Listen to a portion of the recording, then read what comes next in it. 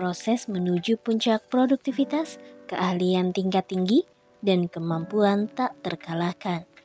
Waktu Anda terbatas, jadi jangan menyia-nyiakan dengan menjalani kehidupan orang lain. Jangan terjebak oleh dogma, yakni menjalani hidup dengan hasil pemikiran orang lain. Jangan biarkan pendapat orang lain menenggelamkan suara batin Anda sendiri. Miliki keberanian untuk mengikuti hati dan intuisi Anda.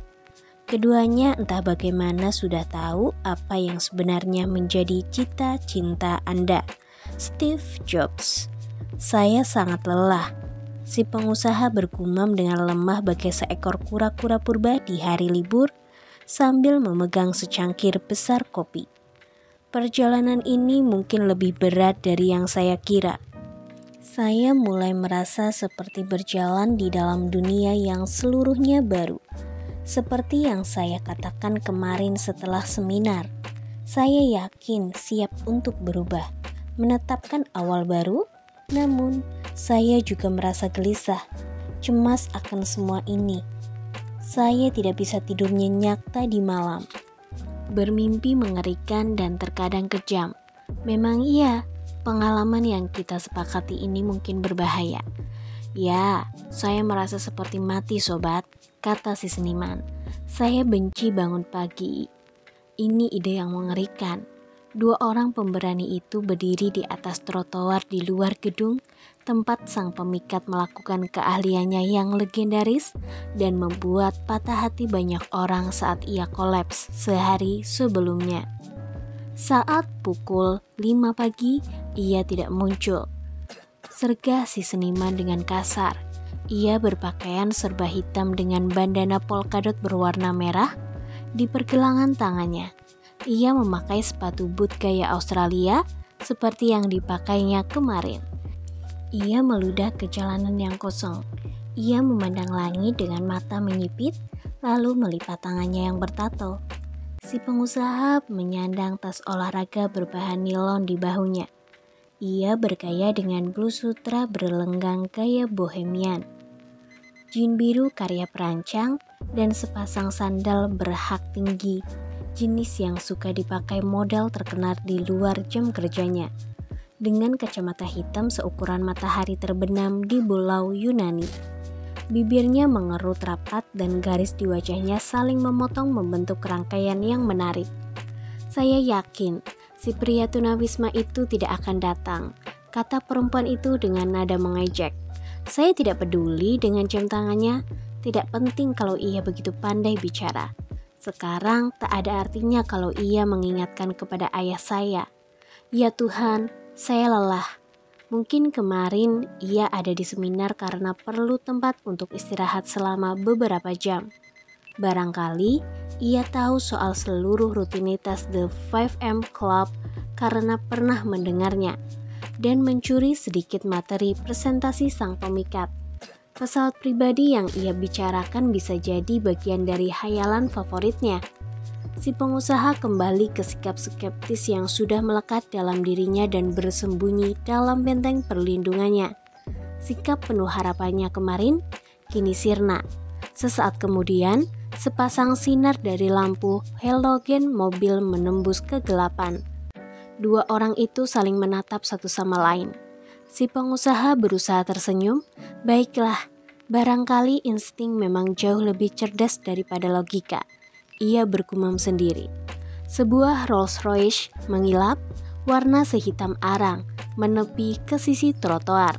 Dengan gerak cepat, pria berseragam putih rapi melompat keluar dari mobil sedan itu dan menyapa 2 orang tadi secara sopan sesuai tata krama kuno. Selamat pagi untukmu, Nyonya. Selamat pagi untukmu juga, Tuan. Ucapnya dengan akses Inggris yang kental sambil menyambar dan memasukkan tas mereka ke dalam mobil dengan cekatan. Di mana orang terlantar itu? Tanya si seniman. Tutur katanya bagai orang udik yang tidak pernah meninggalkan kampungnya di hutan. Sopir itu tidak bisa menahan tawanya. Dengan cepat, ia kembali bersikap kalem. Mohon maaf, Tuan. Ya, Tuan Riley berpakaian dengan baju yang sederhana, begitu kita bilang. Beliau melakukan itu ketika merasa perlu jadi kotor. Begitulah beliau menggolongkan praktik itu. Beliau menjalani kehidupan yang luar biasa, eksklusif hampir sepanjang waktu, dan seorang manusia yang terbiasa mendapatkan apapun yang ia mau. Semua yang beliau inginkan, lebih tepatnya begitu. Jadi, kadang-kadang beliau melakukan hal-hal untuk memastikan kesederhanaan, dan sifat rendah hati beliau tetap terjaga. Kalau boleh saya berpendapat, itu adalah bagian dari daya tarik beliau yang agak aneh.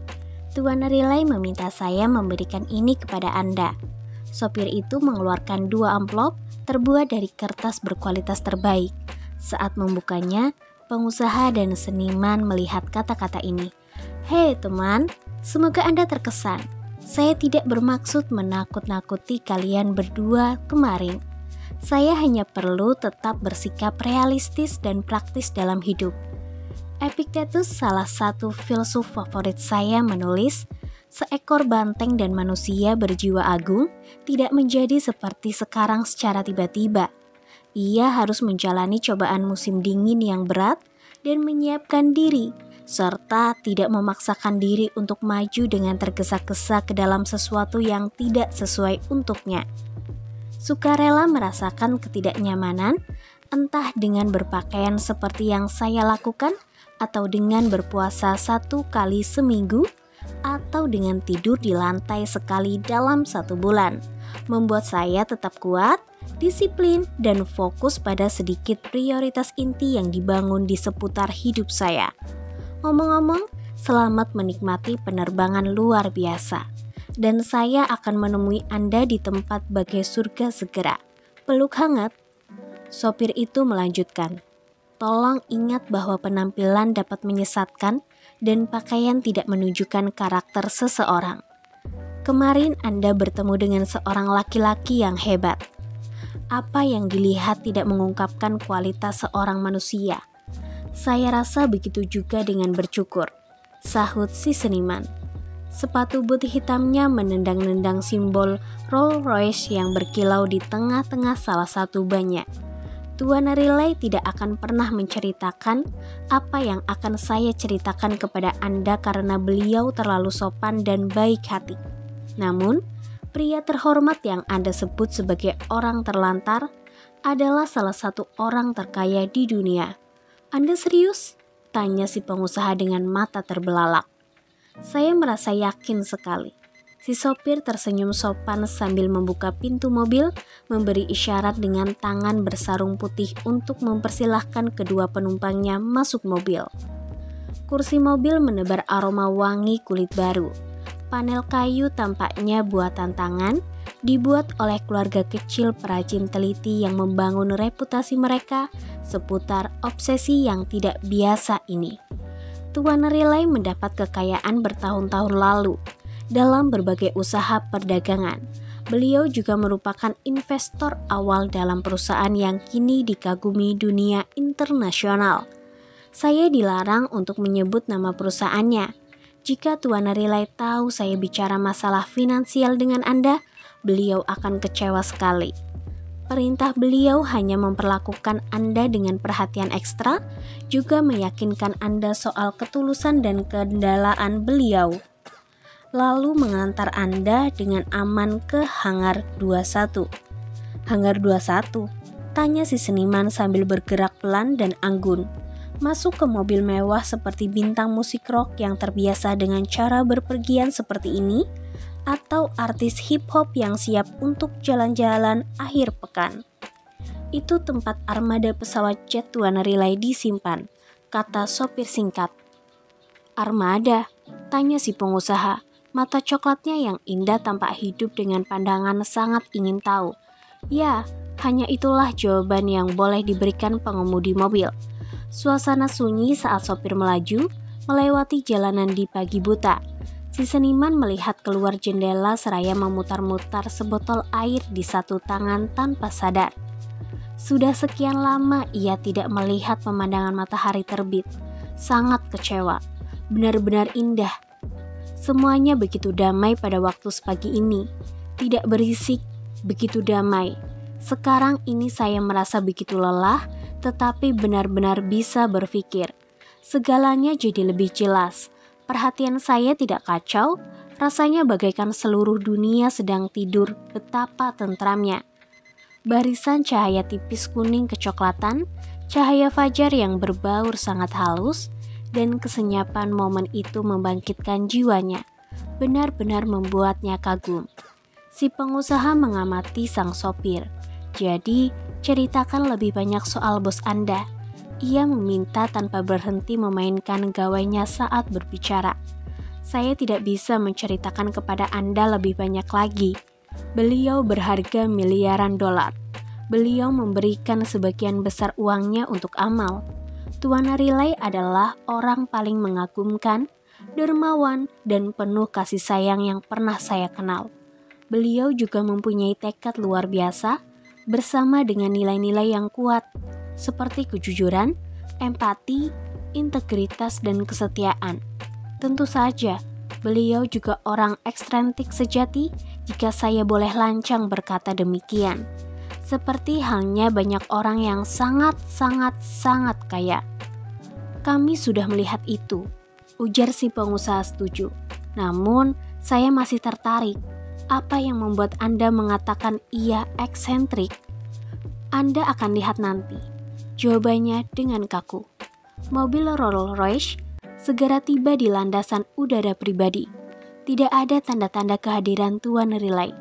Sopir mempercepat laju sampai mendekati jet warna gading yang terlihat bersih terawat. Satu-satunya warna lain tampak di bagian ekor.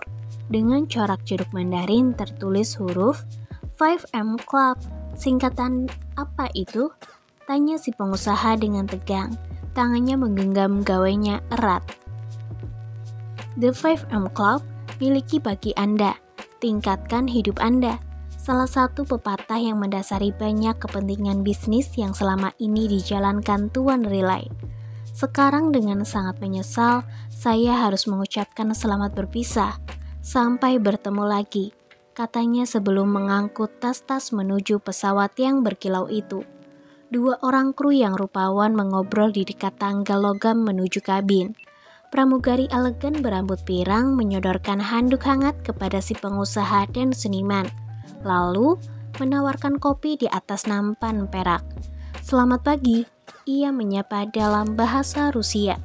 Senang sekali berkenalan dengan Anda, seru sopir ke arah jet. Sembari kembali ke mobil. Tolong sampaikan salam saya pada Tuan Riley begitu berjumpa dengannya. Selamat bersenang-senang di Mauritius. Mauritius, jerit dua orang itu. Kaget bagaikan seekor vampir yang terbangun karena bau bawang putih. Ini sulit dipercaya, kata si seniman sambil naik ke dalam kabin. Mauritius, saya selalu ingin pergi ke pulau itu. Saya pernah membaca sedikit tentangnya. Itu tempat yang meriah. Bernuansa Prancis, luar biasa indah, katanya. Orang yang paling hangat dan paling berbahagia di bumi hidup di sana. Saya juga merasa takjub, sahut si pengusaha sambil menyeruput kopi dan mengintip ke dalam kokpit. Ia mengamati dua pilot itu saat mereka melaksanakan persiapan sebelum terbang. Saya juga dengar Mauritius sangat semarak dan penduduknya luar biasa ramah, suka menolong, dan spiritualitasnya canggih. Setelah lepas landas yang sempurna, pesawat kelas 1 itu melayang naik menembus awan. Begitu mencapai ketinggian jelajah, sampainya bermutu tinggi disajikan. Kaviar dan susunan menu makanan utama yang mewah ditawarkan. Si pengusaha merasa cukup bahagia. Perasaan marahnya karena tersulut oleh upaya kejam para investor yang merebut perusahaan miliknya jauh berkurang. Sungguh, ini mungkin bukan waktu ideal untuk mempelajari falsafah The 5M Club dan metodologi yang membantu Tuan Riley mendaki karirnya sebagai orang penting di dunia bisnis dan dermawan. Mungkin ini juga waktu yang tepat untuk lari dari realitas dirinya yang biasa demi menemukan cara orang paling sukses, berpengaruh, dan berbahagia memulai hari-hari mereka. Setelah menyesap sedikit sampanye, Si pengusaha menonton sebuah film, lalu tertidur nyenyak. Si seniman memegang buku berjudul Michelangelo Fiorentino et Raphael de Urbino, Masters of Art in the Venetian. Ia membacanya selama berjam-jam. Anda dapat bayangkan betapa bahagia dirinya. Jet itu melintas di atas sejumlah benua yang luas dan berbagai medan yang berbeda. Penerbangan dilaksanakan dengan cermat dan pendaratan dilakukan secara halus, selancar semua yang dilaraskan selama terbang. Selamat datang di Pulau Mauritius, Kapten mengumumkan dalam bahasa Prancis melalui sistem yang ditujukan ke publik saat pesawat meluncur sepanjang landasan pacu yang baru saja diaspal. Terima kasih banyak. Selamat datang di Mauritius, Anshir Siwashagur Ramgolem International Airport. Ia melanjutkan, mengucapkan kata-katanya dengan rasa percaya diri yang dimiliki oleh orang yang telah menghabiskan sebagian besar hidupnya di udara. Kami bangga mendapat 2 orang tamu VIP seperti Anda. Kami akan menemui Anda lagi beberapa hari ke depan. Menurut informasi rencana perjalanan Anda yang diberikan asisten pribadi Tuan Riley, sekali lagi terima kasih telah terbang bersama kami. Dan kami pastikan bahwa perjalanan bersama kami elegan, istimewa, dan yang terpenting aman. Sebuah mobil SUV hitam berkilau berada di landasan saat pramugari mengawal para penumpang istimewanya keluar dari pesawat dan menuju kendaraan yang berderum halus. Barang-barang Anda akan segera menyusul. Jangan khawatir, barang-barang tersebut akan dikirim ke kamar Anda di perumahan tepi pantai Tuan Riley. Spasiba. Terima kasih. Ia menambahkan dengan nada anggun dan gerakan tangan yang sungguh-sungguh. Ini benar-benar layanan kelas 1. Komentar si pengusaha sembari bersuah foto dengan riang beberapa kali. Tak sesuai dengan karakternya, ia berpose memoyongkan bibir bagai para model bergaya. Tentu, sahut si seniman, sambil berkali-kali berpose di foto sang pengusaha. Tanpa disadari, si seniman menjulurkan lidah seperti yang dilakukan Albert Einstein dalam foto terkenal, mengkhianati keseriusannya sebagai ilmuwan dan mengungkapkan sifat rasa ingin tahu kekanakan yang kuat. Ketika mobil Range Rover meluncur sepanjang jalan raya, batang pohon tebu berayun ditiup angin lembut Samudra Hindia yang beraroma segar. Sopir orang kaya yang kalem itu mengenakan topi putih, sejenis topi yang biasa Anda lihat dikenakan oleh pelayan hotel bintang 5, dan seragam abu-abu gelap yang disetrika rapi, menyiratkan profesionalisme yang samar tetapi beradab. Ia tidak pernah lupa memelankan laju mobil ketika batas kecepatan turun dan memastikan lampu sen ketika berbelok. Sopir pria itu menjalankan kendaraan sepanjang jalan dengan ketepatan seorang pemuda magang yang berdedikasi untuk jadi yang terbaik. Meskipun terlihat nyata sopir itu sudah tua, selama menyetir, fokusnya tetap tertuju ke jalan di depannya, bagai orang kerasukan yang dirancang untuk menjaga penumpang tetap aman dan mengantar mereka ke tujuan dengan efisien dan lancar. Mereka melewati suatu pedesaan kecil yang suasananya tak terpengaruh zaman. Pohon bunga bugenvil berjajar di tepi jalan, anjing liar berkelakuan buruk merajai jalanan, berdiri di tengah jalan, menantang mobil SUV itu seperti dalam permainan maut. Jika belok menghindar seperti pengecut, tetapi jika maju berarti mati.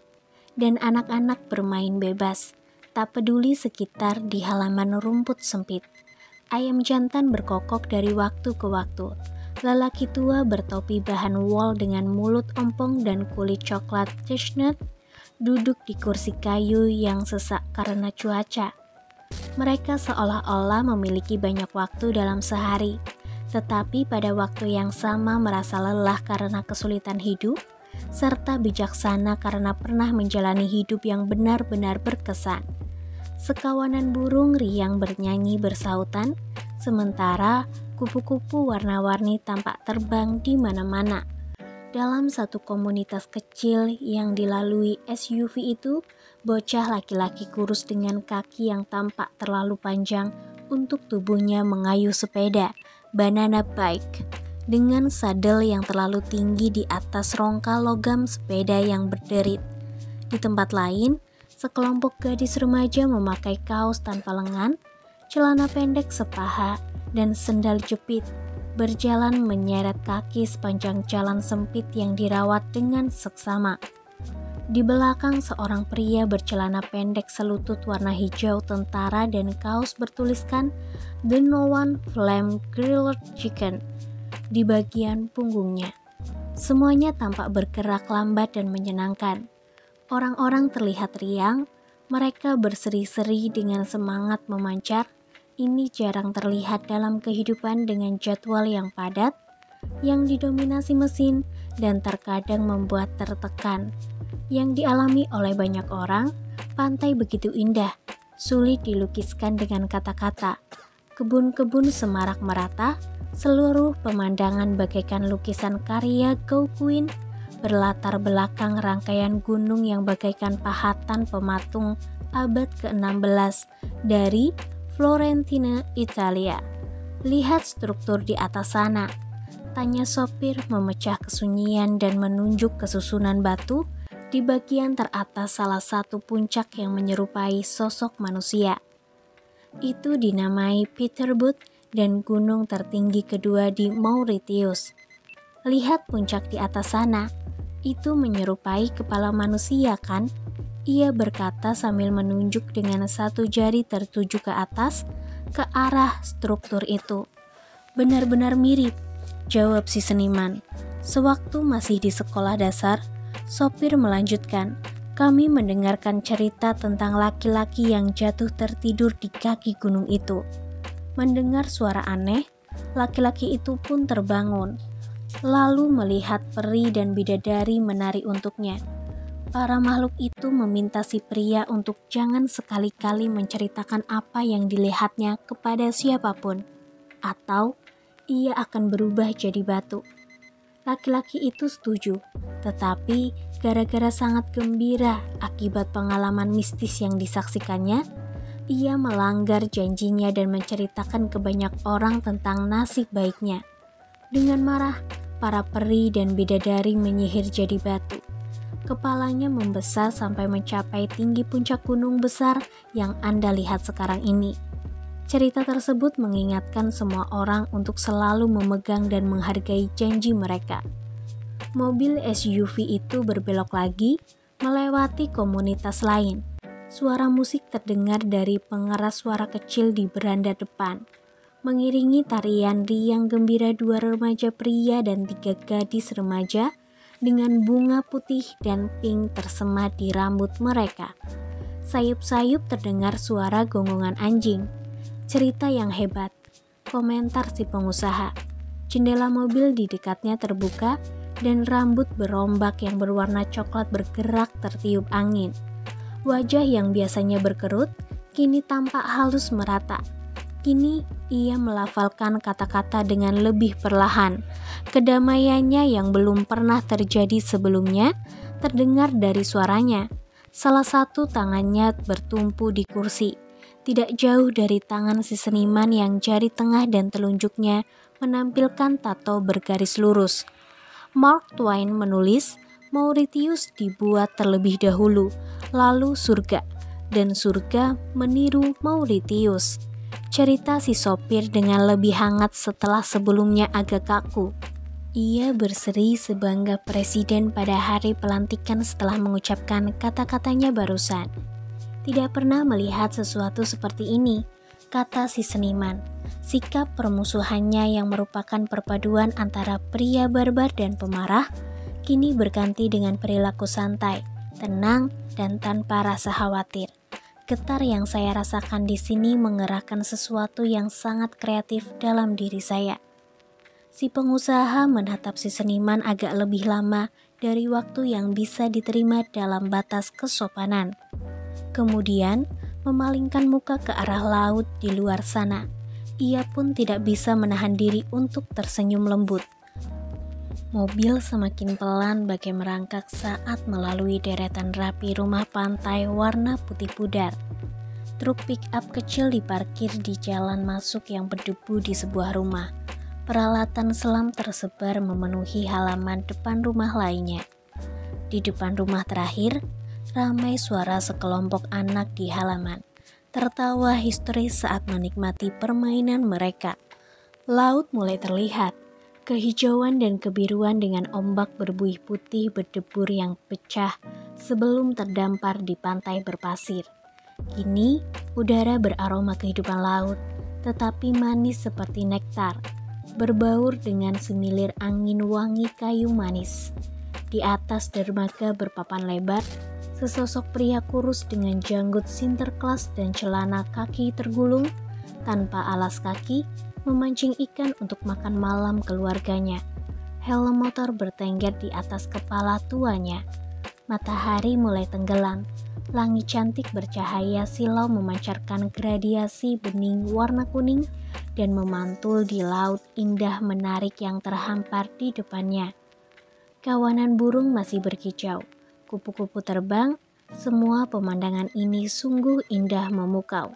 Kita sudah tiba, kata sopir orang kaya itu ke intercom yang bertengger di samping pagar kolam yang tampaknya didirikan untuk menjaga agar kehidupan liar tetap di luar, bukan untuk mencegah penyelundup masuk. Gerbang terbuka. Perlahan, mobil SUV melaju di jalan berliku yang dikemuruni tanaman bunga bougainville, hibiscus, frangipani, dan Bouquet d'Oriole, bunga nasional Mauritius di sepanjang sisinya.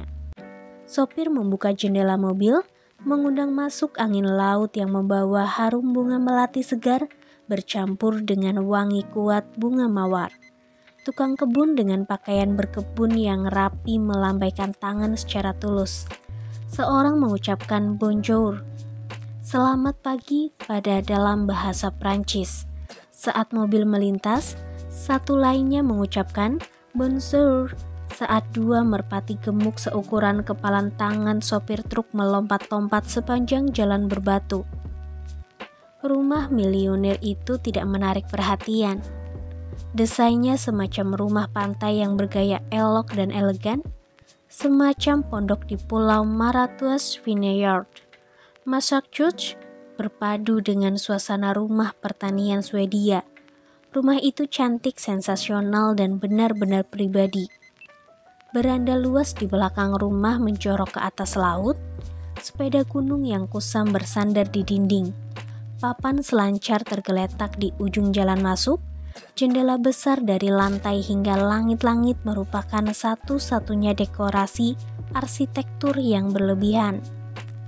Lebih banyak bunga yang indah disusun sangat rapi dan detail di sepanjang lantai kayu tempat sebuah troli menyajikan hidangan pembuka. Berbagai macam keju dan sajian teh lemon dengan potongan jahe yang diiris secara tepat. Tangga abu-abu pudar terkena matahari, pemandangan yang terlihat di majalah wisata yang suka dibaca kalangan elit. Di tengah-tengah semua keindahan ini, sesosok bentuk terpisah berdiri di atas pasir warna susu. Ia tak bergerak sedikit pun, diam sempurna. Pria itu tinggi menjulang bagai menara Eiffel, tanpa baju dan kulit merah tembaga, mengenakan celana pendek longgar dengan motif baju tentara, sendal warna kuning burung kenari dan kacamata hitam terbaik sangat bergaya.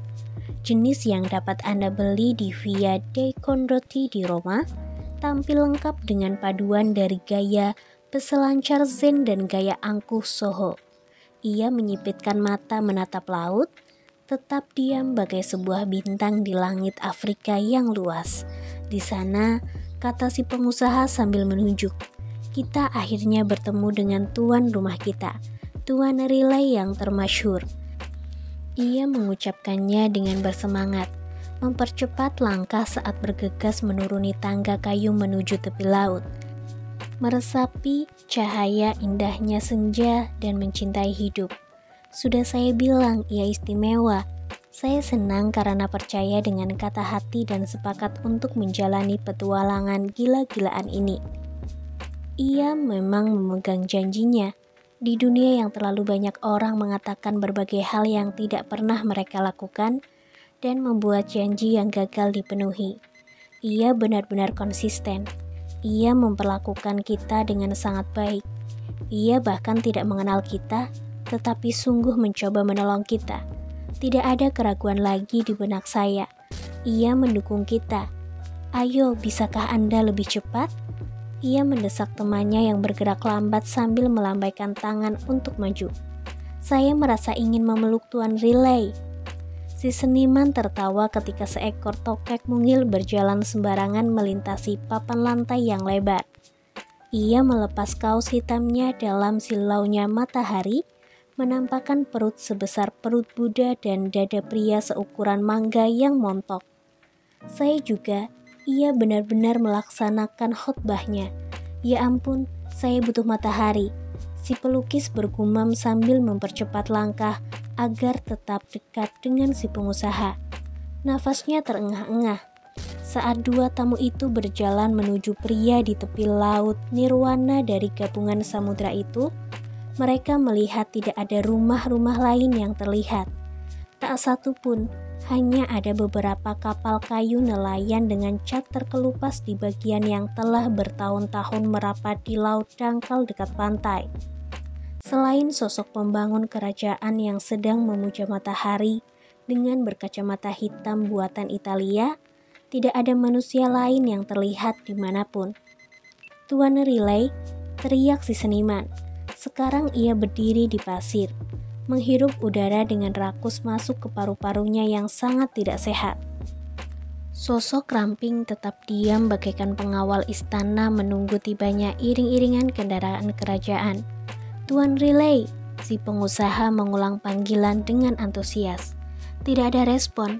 Pria itu tetap saja memandang ke laut dan kapal kontainer seukuran stadion lapangan bola yang berada di sana, berkedip-kedip melintas si cakrawala. Si seniman dengan cepat berdiri di belakang sepasang bahu merah kecoklatan terbakar matahari dan menepuk 3 kali di bahu kiri. Seketika, sosok itu memutar badannya. 2 orang tamu itu terperangah. Si pengusaha menutup mulutnya dengan tangan rampingnya. Si seniman tersentak ke belakang secara insting sebelum terjengkang jatuh ke pasir. Keduanya kaget terpaku oleh apa yang mereka lihat. Sosok itu adalah sang pemikat. Bab 7. Persiapan perubahan dimulai di tempat bagai surga. Seorang anak tak sulit meyakini apa yang sulit dipercayai. Begitu juga orang jenius dan orang gila.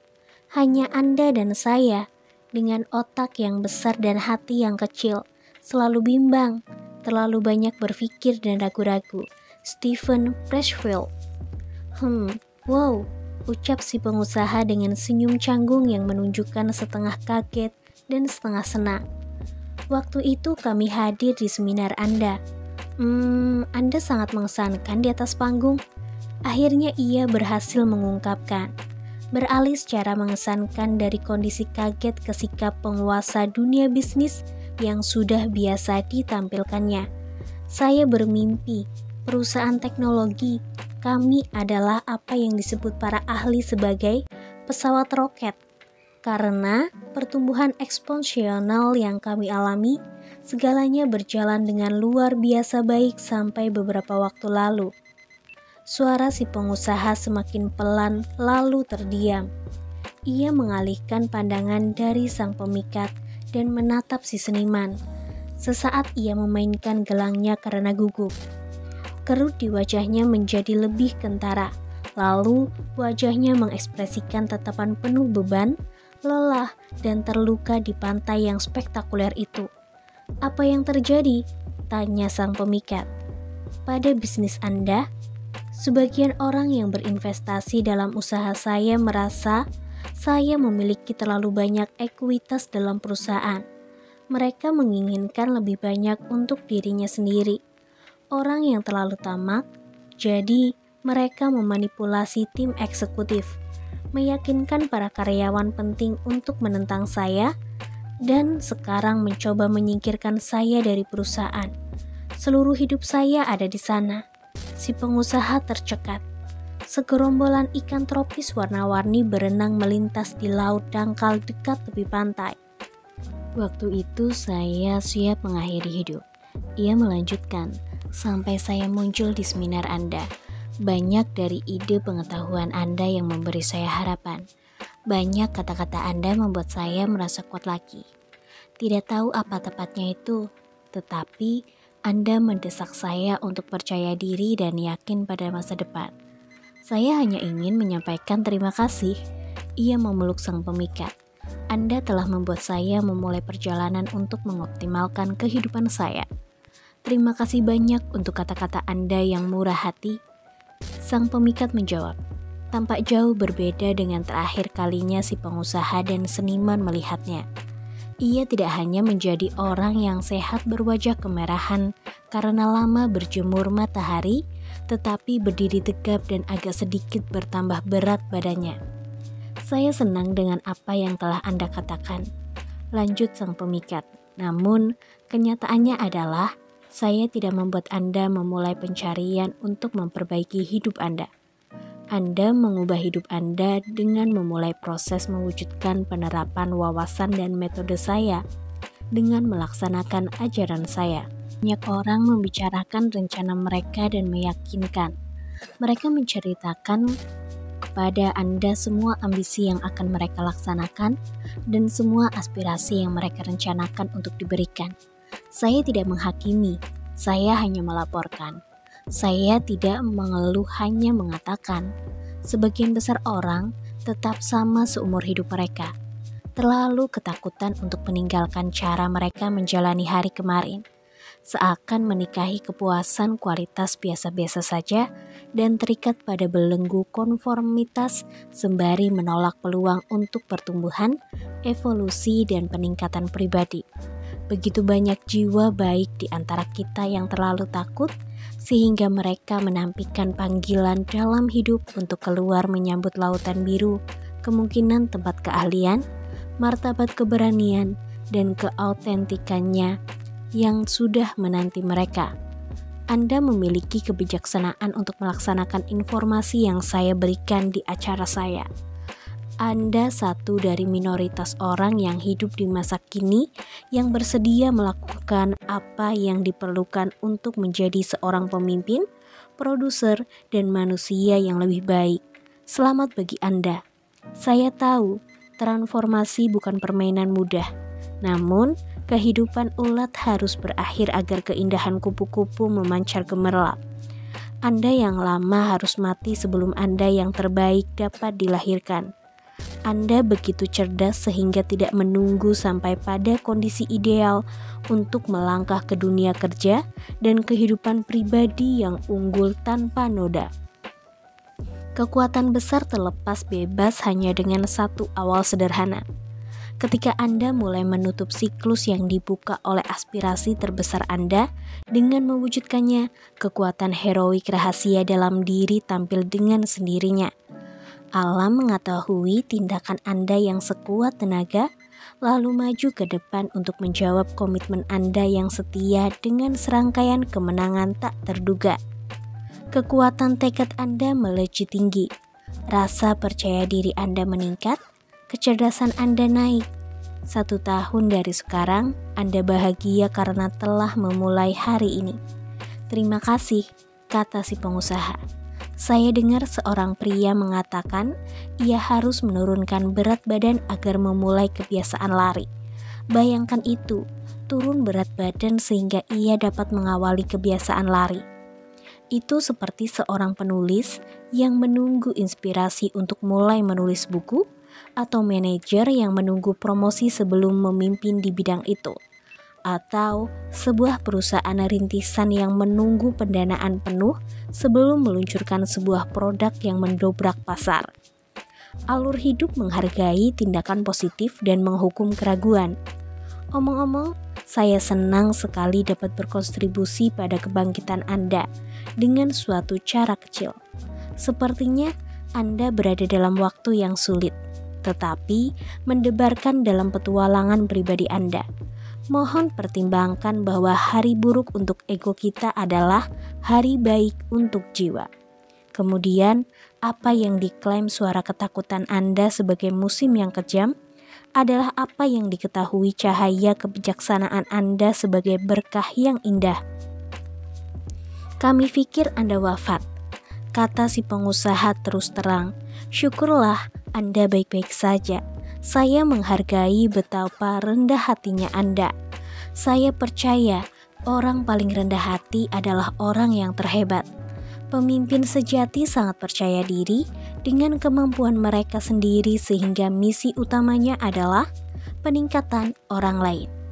Mereka mempunyai rasa bangga pada diri sendiri, kebahagiaan, dan kedamaian sedemikian rupa sehingga mereka tidak perlu menyebarkan kesuksesannya kepada masyarakat dalam upaya lemah agar merasa sedikit lebih baik. Saya juga harus katakan, jika boleh, ada perbedaan besar antara kekuatan sejati dan kekuatan palsu. Sang pemikat menjelaskan, jatuh semakin dalam ke gaya bicara ala guru yang membuatnya begitu terkenal di dunia. Budaya kita menyuruh untuk mengejar gelar dan perhiasan kecil, aplaus dan pujian, uang dan rumah besar. Semua tak apa, sungguh. Selama tidak dicuci otak jadi mendefinisikan harga Anda sebagai manusia dengan benda-benda ini. Nikmati benda-benda itu, hanya saja jangan terikat padanya. Miliki benda itu, tetapi jangan mendasarkan identitas Anda dengan benda tersebut. Hargai benda itu, hanya saja jangan membutuhkannya. Ini hanya bentuk dari kekuatan palsu yang dikerahkan peradaban untuk memprogram agar kita percaya untuk mengejar semua itu agar jadi sukses dan tenang. Faktanya adalah ketika Anda kehilangan salah satu dari benda tersebut, kekuatan pengganti yang Anda peroleh dari mereka menguap, hilang begitu saja, mengungkapkan diri sebagai ilusi. Tolong, ceritakan lebih banyak lagi. Si pengusaha menyerap setiap kata. Kekuatan sejati tidak pernah datang dari luar. Sang pemikat melanjutkannya. Banyak orang yang memiliki uang banyak tidaklah sangat kaya. Kalimat ini terkait dengan kondisi rekening mereka di bank, kata sang pemikat sambil melepas sandal kuning cerahnya dan menyimpan rapi di atas pasir yang menyerupai gula. Kekuatan sejati, satu hal yang membentuk orang jadi legenda, tidak muncul dari siapa Anda dilihat dari luar dan apa yang dimiliki di luar diri Anda.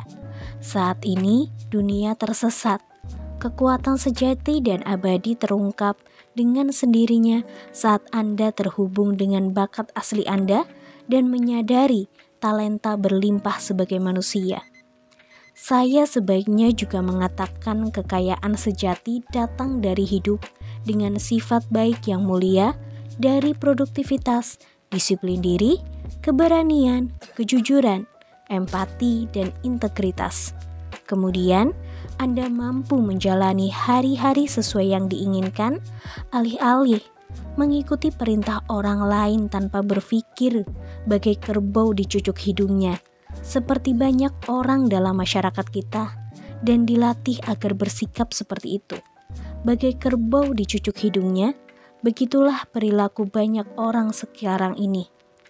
Kabar baiknya adalah kekuatan yang saya bicarakan ini tersedia bagi siapa saja yang hidup di planet ini.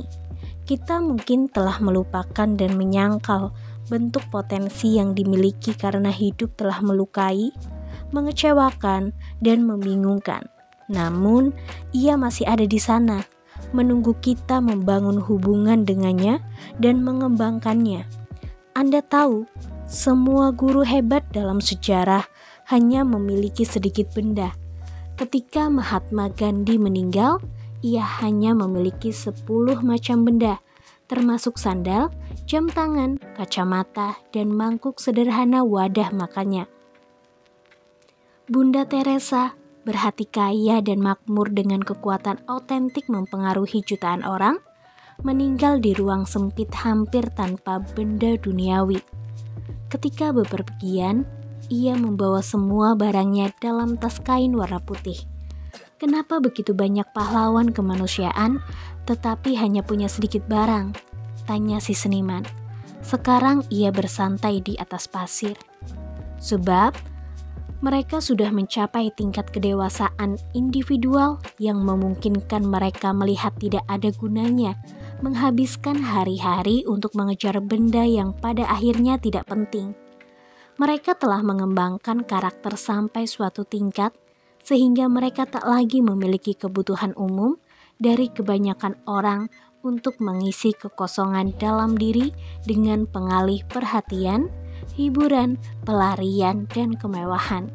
Semakin hilang nafsu mereka untuk memiliki barang tak bermakna, semakin lapar mereka akan cita-cita yang penting, seperti menghargai visi kreatif mereka, mengungkapkan bakat kecerdasan mereka, dan hidup dengan pola moral lebih tinggi.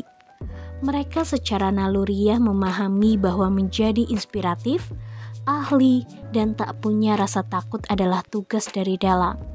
Begitu kekuatan sejati diakses, tambahan dari luar menjadi tidak penting dibandingkan dengan perasaan puas yang diberikan harta berharga ini. Oh, dan tokoh bersejarah kelas berat ini, saat mereka menemukan sifat alami yang luar biasa, juga menyadari satu tujuan utama dari kehidupan yang terukir ini adalah kontribusi, berdampak, berguna, membantu. Apa yang disebut membangun bisnis sebagai mengungkap nilai-nilai pemangku kepentingan. Seperti yang saya ungkapkan saat seminar sebelum akhirnya roboh. Memimpin itu melayani. Filsuf Rumi membuat pendapat yang jauh lebih cerdas daripada yang mampu saya nyatakan ketika ia mengamati. Pasrahkan tetes air, jadilah lautan. Terima kasih telah berbagi, sahut si pengusaha dengan tulus.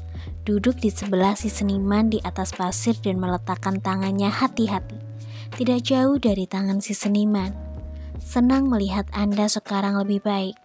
Komentar si seniman, sepatunya sekarang dilepas. Si seniman tanpa kaos kaki, sambil menikmati cahaya matahari yang terik, bagai kucing yang sedang berjemur.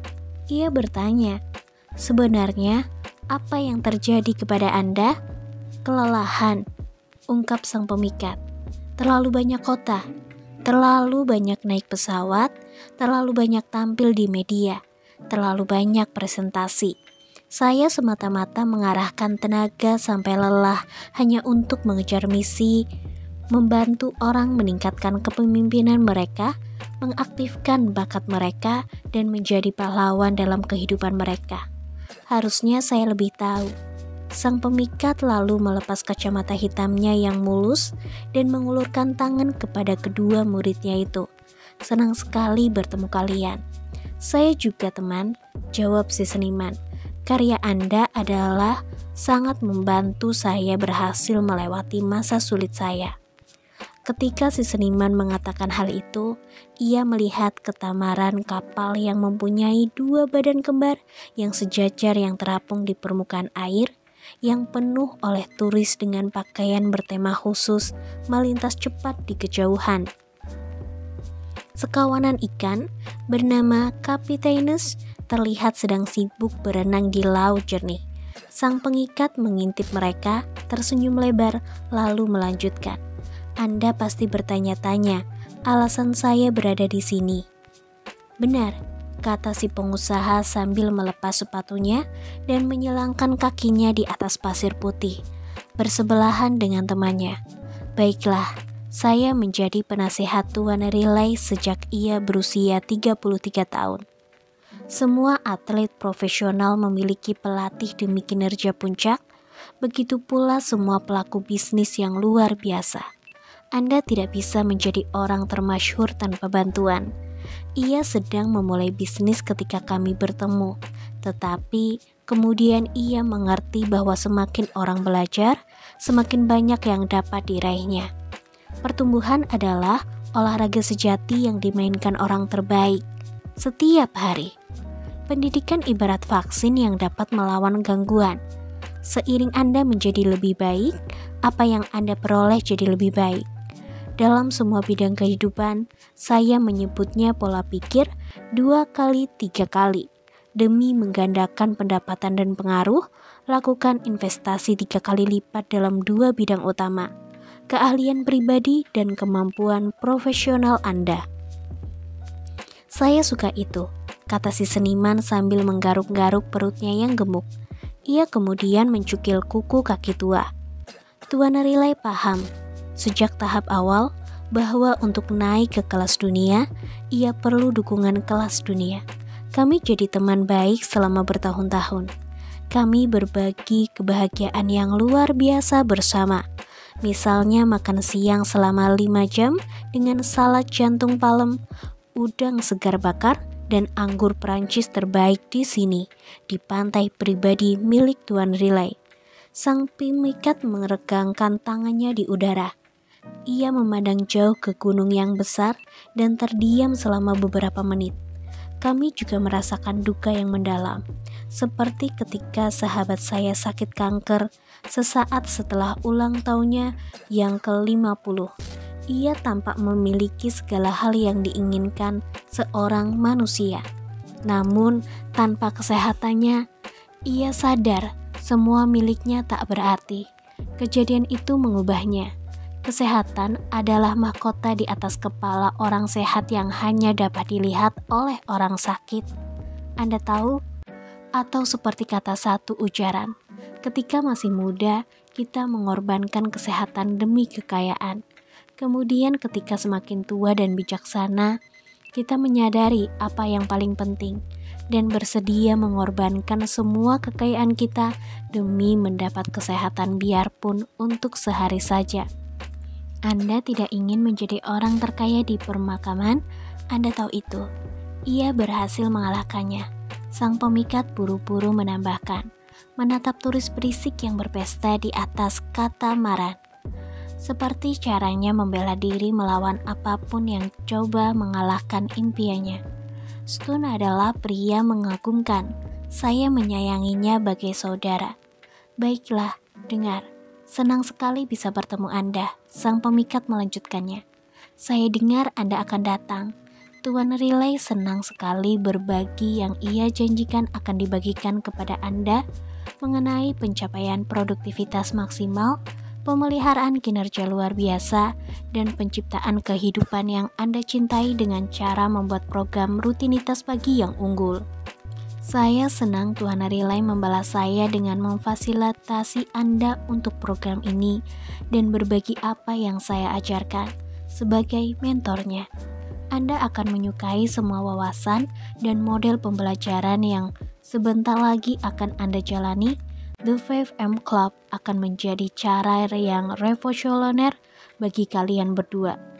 Saya tahu kedengarannya aneh dan susah dipercaya, tetapi mengetahui metodologi yang akan Stone ajarkan kepada Anda menimbulkan perubahan besar dalam diri Anda.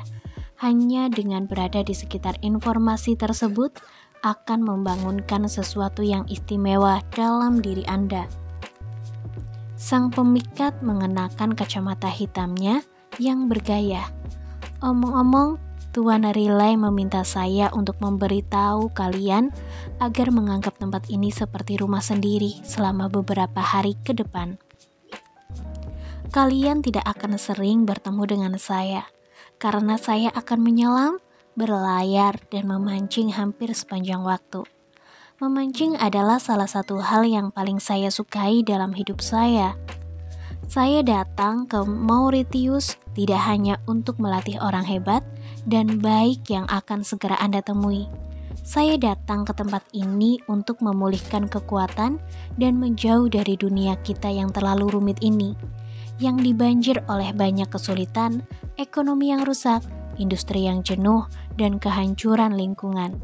Itu hanya sedikit dari banyak faktor yang mengancam dapat mengurangi kreativitas, energi, kinerja, dan kebahagiaan kita. Saya datang ke sini untuk menyegarkan diri dan mengembalikan tenaga. Produksi elit tanpa liburan yang tenang menyebabkan pengikisan terus-menerus. Istirahat dan pemulihan bukanlah kemewahan bagi siapapun yang berkomitmen pada keahlian, ini kebutuhan. Saya telah mengajarkan prinsip tersebut selama bertahun-tahun. Tetapi, saya sendiri lupa dan membayar akibatnya saat seminar itu. Saya juga belajar bahwa inspirasi bisa meningkatkan dalam kesendirian, jauh dari pengalihan digital, tiada henti dan komunikasi berlebihan, tak berarti yang mendominasi berjam-jam dari banyak orang di zaman sekarang ini. Oh, satu lagi, kecerdasan alami Anda tampil dengan sendirinya ketika sedang bahagia. Kita mendapat ide yang mengubah dunia saat tenang, santai, dan penuh kegembiraan. Tempat mungil di Samudra Hindia ini membantu saya mengakses kembali kekuatan terbaik saya. Ini juga tempat perlindungan alami untuk mendapat keamanan, keindahan memukau, dan masakan yang menakjubkan dengan orang-orang penuh kasih sayang yang masih menunjukkan perasaannya kepada orang lain. Saya mengagumi orang Mauritius. Kebanyakan orang Mauritius masih menghargai keajaiban dari kesenangan paling sederhana dalam hidup. Misalnya, makan bersama keluarga atau berenang bersama teman-teman. Dilanjutkan dengan berbagai makan malam ayam panggang yang dibeli dari Super U, ditutup dengan minum seteko es Poinix dingin. Poinix? Tanya sang seniman.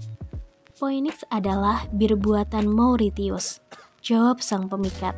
Saya harus katakan bahwa selalu meninggalkan pulau ini dengan 100 kali lebih kuat, lebih cepat, lebih fokus, dan lebih semangat. Saya benar-benar bekerja keras setiap hari. Saya harap ini tidak terdengar seperti kebanggaan berlebihan, tetapi saya sangat peduli pada upaya membuat masyarakat lebih bahagia dan begitu berkomitmen dalam mengerjakan peran saya untuk mengurangi keserakahan, kebencian, dan konflik di dalamnya. Datang ke sini seolah-olah mereka ulang versi diri yang lebih baik, menghubungkan saya pada apa yang penting sehingga bisa kembali dan bekerja untuk dunia. Kita semua bekerja untuk dunia. Omong-omong, bersenang-senanglah. Sekali lagi, terima kasih telah datang ke seminar saya dan untuk kata-kata kalian yang baik. Kata-kata positif kalian sangat berarti bagi saya. Siapapun bisa menjadi seorang pengkritik, tetapi butuh keberanian untuk jadi seorang pemberi semangat. Menjadi pemimpin yang berpengaruh besar tak membutuhkan orang-orang yang tidak memiliki rasa hormat. Saya harap lebih banyak pemimpin yang memahami prinsip ini. Oh, satu hal lagi. Tambah sang pemikat sembari menepiskan pasir dari celana pendek selancarnya yang bermotif tentara. Apa? Tanya si pengusaha dengan nada penuh hormat. Mohon hadir di pantai ini besok pagi. Pelatihan kalian akan dimulai besok. Baik, si pengusaha sepakat. Jam berapa? Pukul 5 pagi. Terdengar jawaban. Miliki pagi Anda, tingkatkan hidup Anda. Bab 8. Metode The 5M Club, rutinitas pagi orang-orang yang membangun dunia. Terjaga sebelum fajar itu bagus karena kebiasaan tersebut meningkatkan kesehatan, kekayaan, dan kebijaksanaan. Aristoteles. Selamat datang di The 5M Club, teriak sang milioner sambil berlari dengan langkah lebar menuruni tangga rumah tepi lautnya. Bonjour. Itu bahasa Prancis untuk ucapan selamat pagi. Anda tepat waktu, saya suka itu. Ketepatan adalah sifat keluarga raja. Setidaknya dalam buku strategi permainan milik saya. Nama saya Stone Relay. Ia menyapa kedua tamunya seraya mengeluarkan tangan. Baju usang compang-campingnya telah diganti dengan celana pendek hitam untuk lari berpotongan rapi dan kaos putih bersih seperti baru. Dengan kalimat, ide tidak bekerja sampai Anda kerjakan, terpampang di kaosnya. Ia bertelanjang kaki dan tercukur bersih. Tampak sangat bugar dan memamerkan kulit indah kecoklatan terkena matahari. Semua itu membuatnya terlihat jauh lebih muda dibanding penampilannya di seminar lalu.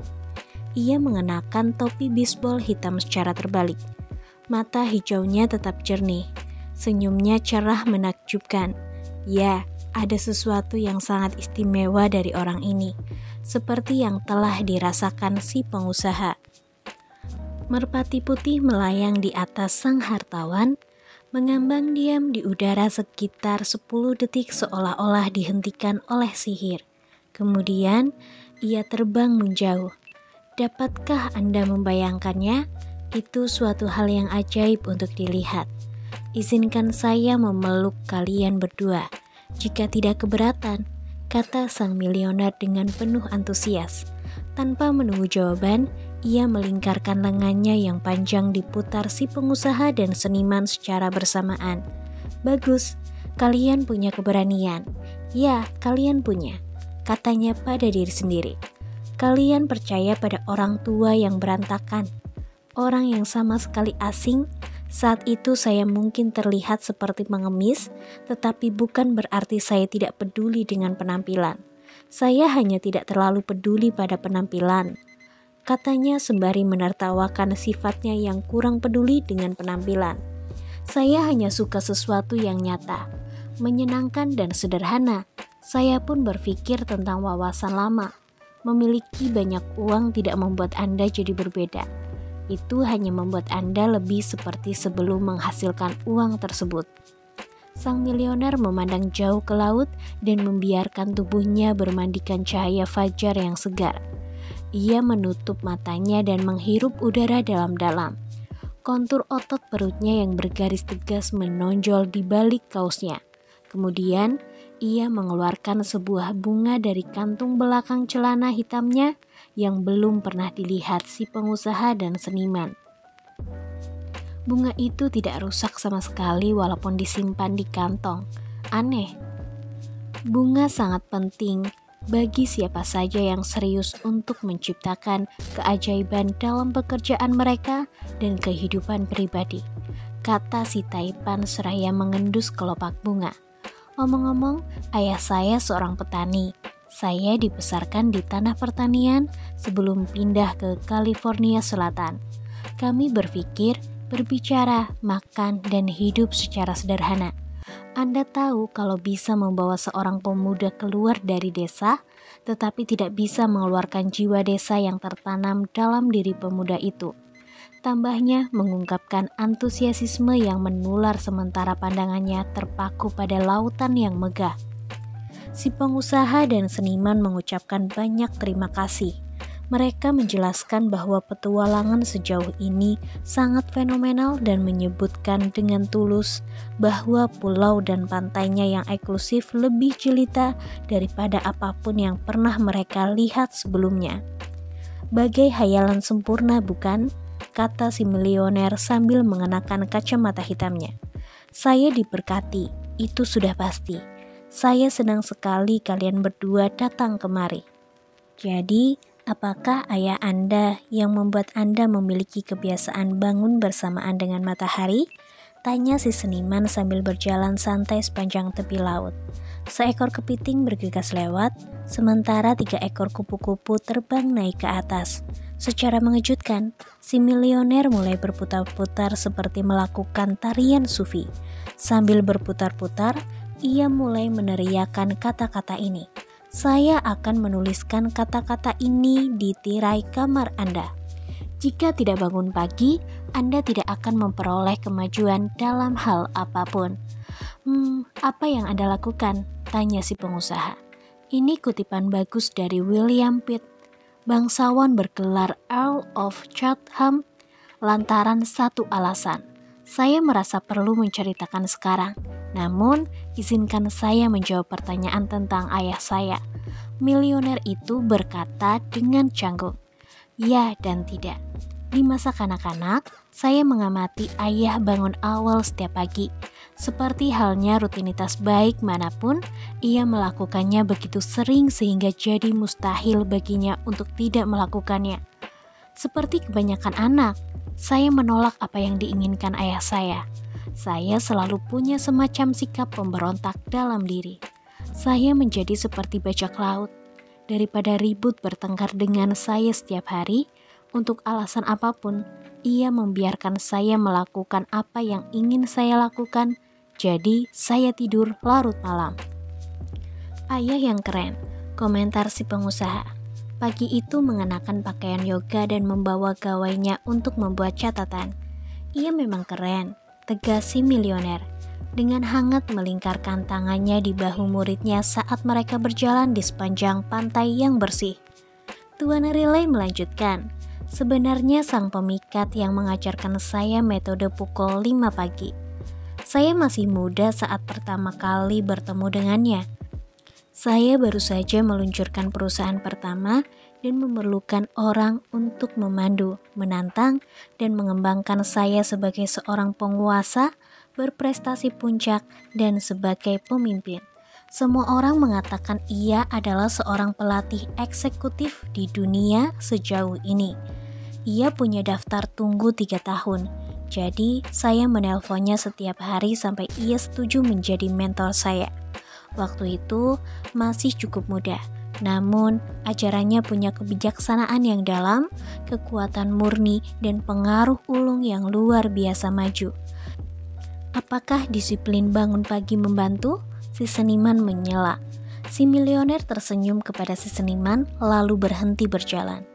Ini adalah salah satu latihan yang mengubah dan mengangkat semua latihan lain. Para peneliti sekarang menyebutnya semacam perilaku inti yang menggandakan semua pola teratur Anda dalam melaksanakan kebiasaan terpenting. Setelah itu, menghubungkannya ke dalam sistem tubuh sebagai cara netral yang membutuhkan suatu upaya, sedikit penderitaan sepanjang jalan, dan komitmen paling kuat yang saya miliki. Saya akan jujur kepada Anda. Ada hari-hari selama proses membiasakan rutinitas ini saya menjadi lekas marah, sakit kepala bagai dibor, dan hanya ingin terus tidur. Namun, begitu saya telah terkunci untuk bangun teratur pukul 5 pagi, hari-hari saya tumbuh secara konsisten dan cepat, lebih baik daripada apapun yang pernah saya alami. Caranya, tanya kedua pendengarnya dengan suara keras dan serempak. Si pengusaha menyentuh lengan si seniman dengan salah satu jarinya secara lembut, seolah-olah ingin menunjukkan bahwa mereka bersama-sama menjalani pengalaman ini, bahwa mereka sekarang satu tim dan mempertimbangkan kepentingan dirinya. Si seniman menatap lekat mata si pengusaha, bibirnya membentuk seringai lembut.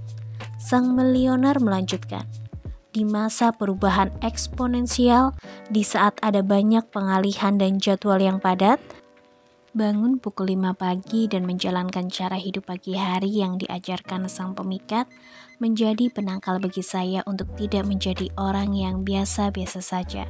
Setiap pagi, saya tidak lagi tergesa-gesa. Bayangkan, manfaat itu bagi kualitas hari-hari Anda. Memulai hari dengan menikmati ketenangan yang hanya bisa diberikan oleh waktu pagi buta. Mengawali hari Anda dengan merasa kuat, fokus, dan bebas. Saya menjadi jauh lebih fokus luar biasa seiring hari-hari semakin maju.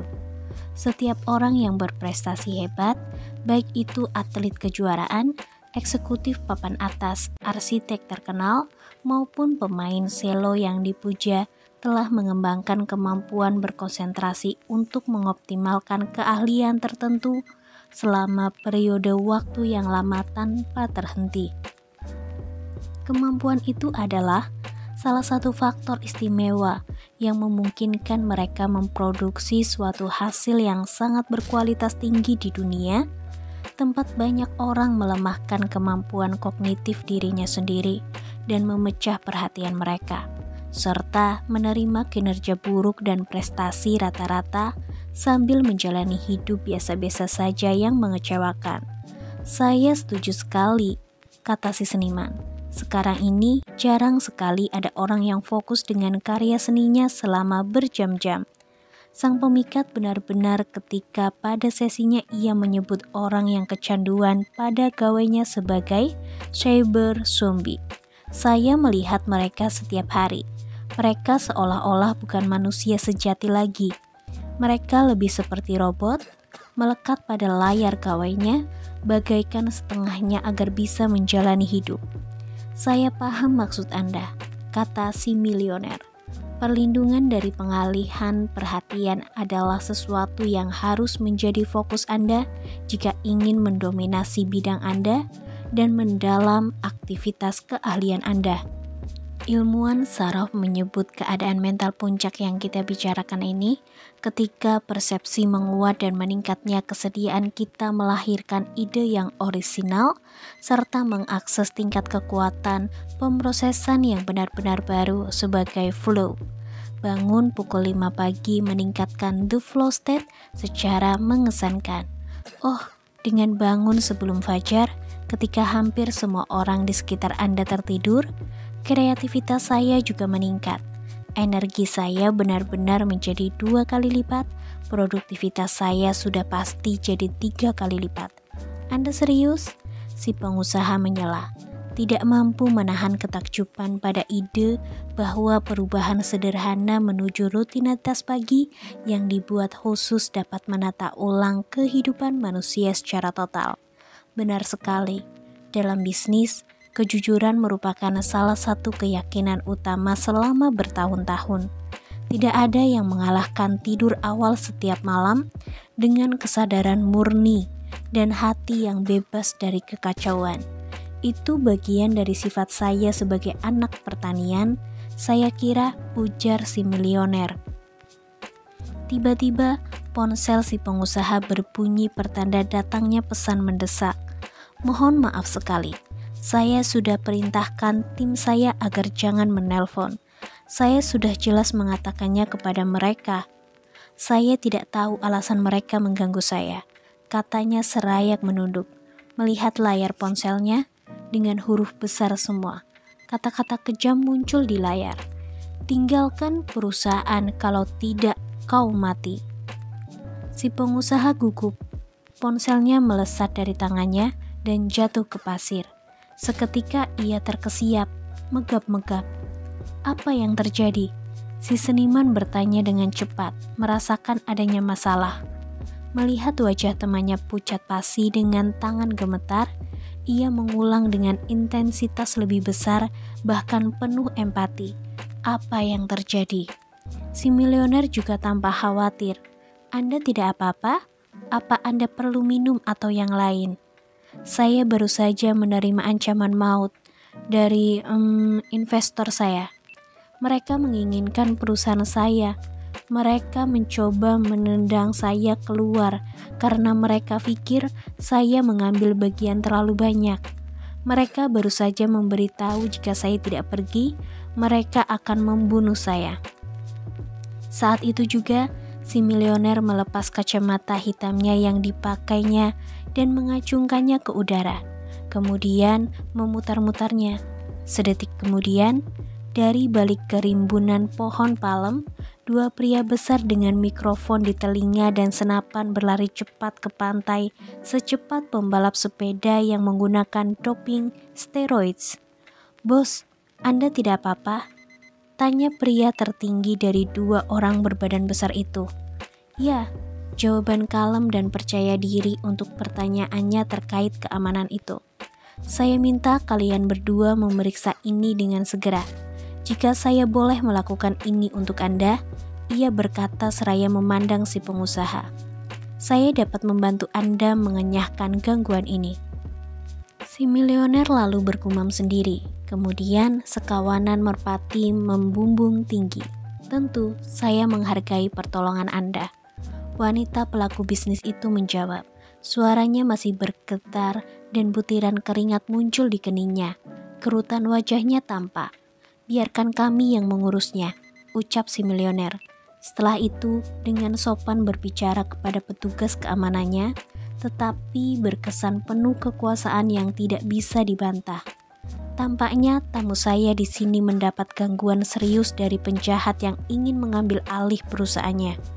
Tolong cari tahu apa yang sebenarnya mereka inginkan, lalu berikan solusinya. Jangan khawatir, ia memberitahu si pengusaha. Orang saya adalah yang terbaik dalam bisnis ini. Ini tidak akan jadi masalah. Tuan Riley mengucapkan kalimat terakhir ini dengan menekankan setiap kata demi kesan yang kuat. Terima kasih banyak, si pengusaha menjawab terlihat sangat lega. Si seniman memegang tangannya dengan lembut. Boleh saya lanjutkan? Pinta sang milioner saat itu mentari naik semakin tinggi ke langit tropis yang megah. Kedua tamunya mengangguk. Seorang pelayan berpakaian tanpa celah muncul dari sebuah pondok yang terletak di bagian pantai yang lebih tinggi. Pondok itu bercat hijau dengan garis hiasan putih. Si pembantu itu segera menyuguhkan kopi paling enak yang pernah dinikmati si pengusaha dan seniman seumur hidup mereka. Kopi memperkuat daya pemahaman yang fantastis ketika dikonsumsi secukupnya di waktu pagi. Si milioner menjelaskan sembari menyesap. Dilengkapi antioksidan, kopi juga memperlambat penuaan. Omong-omong, sampai mana kita tadi? Saya sudah menceritakan kepada Anda keuntungan luar biasa yang mengalir setelah bergabung dengan The 5M Club dan menjalankan metodologi pagi yang diungkapkan sang pemikat kepada saya.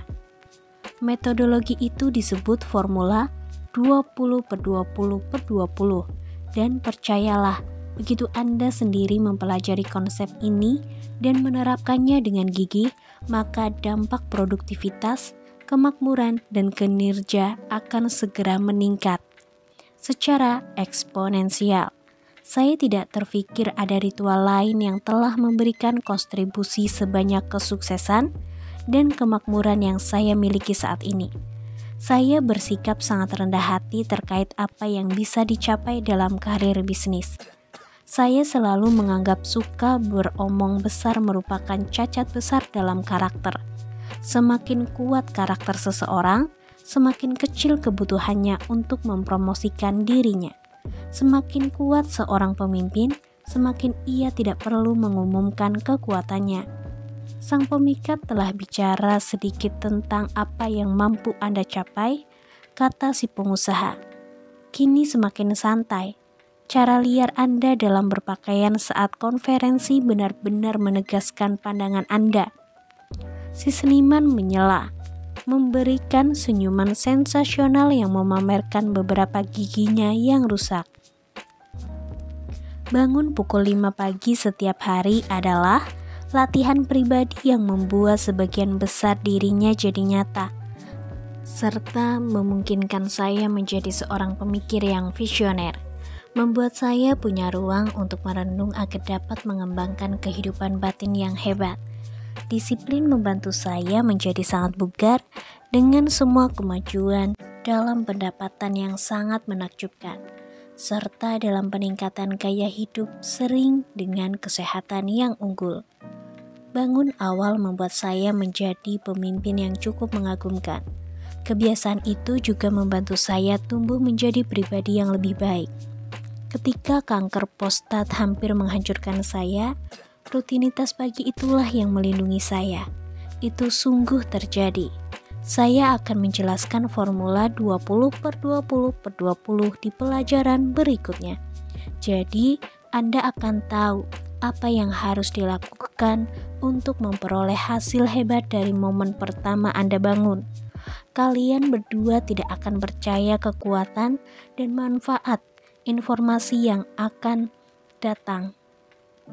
Saya senang sekali untuk kalian berdua. Selamat datang di surga. Selamat datang di hari pertama kehidupan yang jauh lebih baik. Malam itu, di Mauritius, si pengusaha tidur dengan lebih nyenyak daripada yang pernah dialaminya selama bertahun-tahun.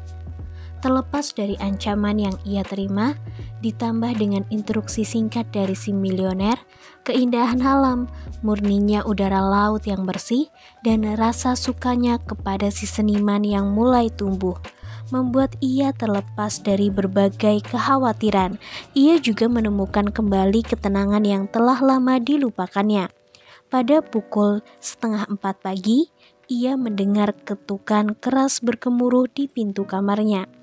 Ia tahu waktunya karena melihat jam alarm di meja nakas kayu di kamar tamu penuh gaya yang diatur tuan rumah sebagai tempatnya menginap.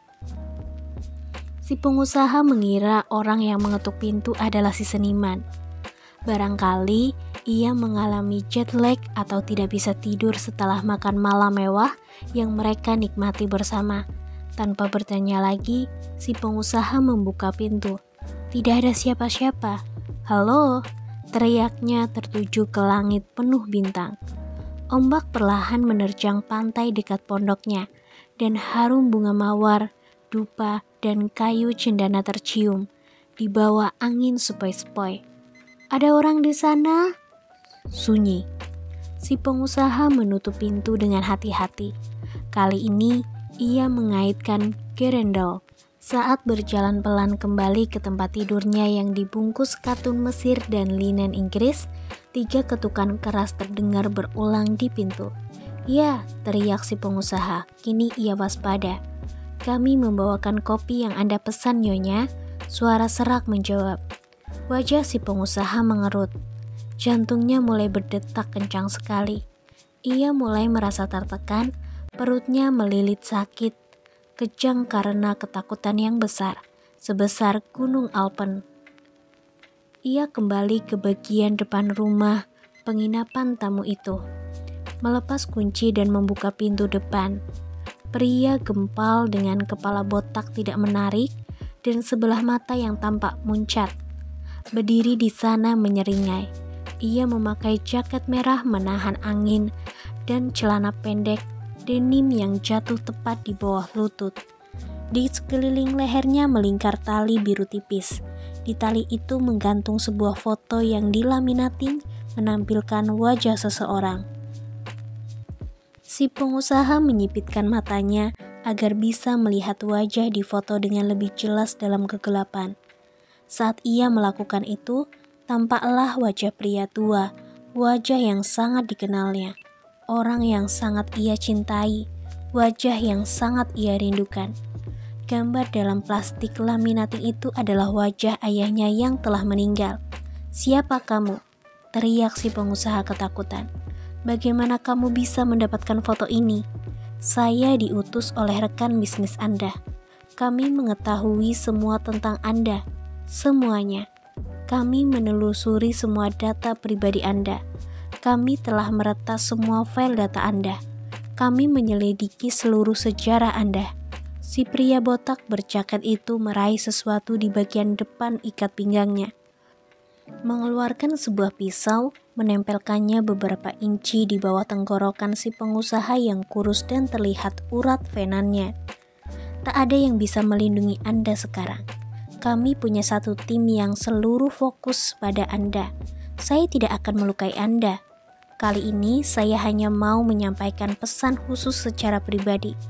Tinggalkan perusahaan Anda, lepaskan saham Anda, ucapkan selamat tinggal, atau Anda rasakan belati ini di leher Anda." Saat Anda tidak mengira sama sekali dan merasa sudah aman, mungkin dengan si pelukis tembam teman Anda, pria itu menjauhkan pisaunya dan menyimpannya kembali ke bawah ikat pinggang. "Semoga malam ini menyenangkan. Senang sekali bertemu Anda. Kita akan bertemu lagi segera." Setelah itu, ia mengulurkan tangan ke depan dan membanting pintu sampai tertutup. Si pengusaha yang terguncang langsung jatuh berlutut. "Ya Tuhan, tolong saya tidak tahan lagi. Saya ingin mati saja." Tidak lama, terdengar 3 ketukan di pintu. Kali ini lebih perlahan. "Hai, ini saya, tolong buka pintunya." Ketukan itu menyadarkan si pengusaha. Ketukan itu terus berlanjut. Wanita itu membuka matanya, melihat ke seluruh ruangan yang gelap dengan mata menyipit. Tersadar, ia mengalami mimpi buruk. Pebisnis wanita itu bangkit dari tempat tidurnya, berjalan pelan di atas lantai papan dari kayu oak lebar, dan membuka pintu depan. Tahu itu adalah si seniman setelah mendengar suaranya yang familiar. Saya baru saja mengalami mimpi yang benar-benar gila, kata si pengusaha. Laki-laki brutal muncul di sini, membawa laminating foto ayah saya yang tergantung di lehernya dengan tali plastik, dan mengancam untuk menusuk saya dengan pisau jika saya tidak mau menyerahkan perusahaan ke investor. Saya juga bermimpi aneh, si seniman menjelaskan. Saya tidak bisa tidur lagi. Mimpi itu membuat saya memikirkan banyak hal. Kualitas karya seni saya, kedalaman sistem keyakinan saya, kebodohan dari berbagai alasan, sikap saya yang sinis, keagresifan dan sabotase diri sendiri, serta penundaan terus-menerus. Saya pun menganalisis rutinitas sehari-hari dan cara menghabiskan sisa hidup. "Hei, Anda yakin tidak apa-apa?" tanya si seniman, menyadari kalau dirinya terlalu banyak bicara dan tidak berempati pada temannya yang khawatir. "Saya baik-baik saja, rasanya lebih baik karena ada Anda di sini." "Anda yakin?" "Ya." "Apakah Anda keberatan jika saya menceritakan lebih banyak soal mimpi saya?" "Ceritakan saja." "Baiklah, saat masih kecil, di sekolah, setiap hari saya berpura-pura menjadi dua karakter, seorang raksasa dan bajak laut. Sepanjang hari, saya yakin memiliki kekuatan seorang raksasa dan berjalan angkuh seperti seorang bajak laut. Saya bercerita kepada guru bahwa saya memiliki dua karakter itu. Di rumah, saya menceritakan hal yang sama kepada orang tua. Para guru menertawakan saya, membuat saya merasa bodoh, menyuruh bersikap realistis, berperilaku seperti anak-anak lain, dan menghentikan semua khayalan saya yang tidak masuk akal." "Apa yang dikatakan orang tua Anda? Apakah sikap mereka lebih baik?" tanya si pengusaha. Sekarang duduk di sofa dengan kaki menyilang seperti dalam sikap yoga. "Sikapnya sama seperti guru saya. Mereka bilang saya bukan raksasa dan jelas bukan bajak laut. Mereka mengingatkan bahwa saya hanya seorang anak kecil. Mereka bilang jika tidak membatasi imajinasi saya, menahan kreativitas dan mengakhiri fantasi, mereka akan menghukum saya. Kemudian, apa yang terjadi?